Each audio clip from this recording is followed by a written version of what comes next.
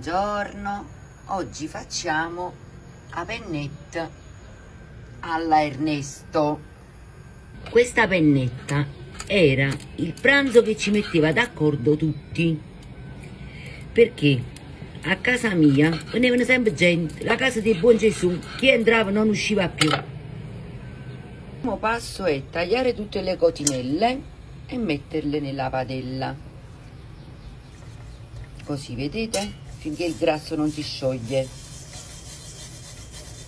Le cotinelle diventano belle bionde bionde, di lunello, vedete così, ci mettete uno spicchio d'aglio, aggiungete il resto del guanciale.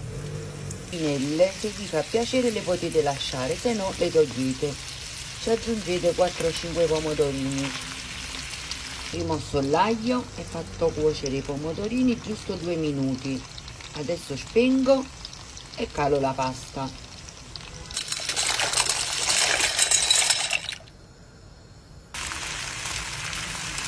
Sto scadellando i maccheroni, le pennette e ci ho aggiunto panna da cucina.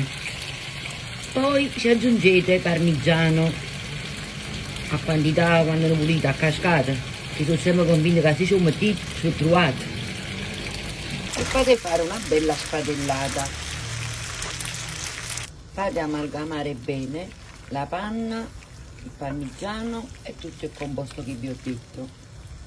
Chiama pennetta alla Ernesto perché quando noi avevamo ospiti belle e buone all'improvviso, mamma mia si sciappava la faccia, diceva: Maronna Ernesto, come facciamo mo?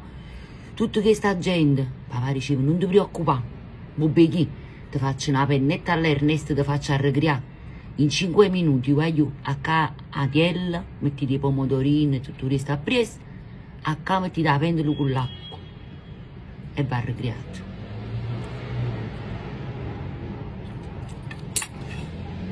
La mia, oltre a essere il più grande pizzaiolo di Napoli, era un grande cuoco. Quindi questa è la sua pennetta e io ci dedico a essa.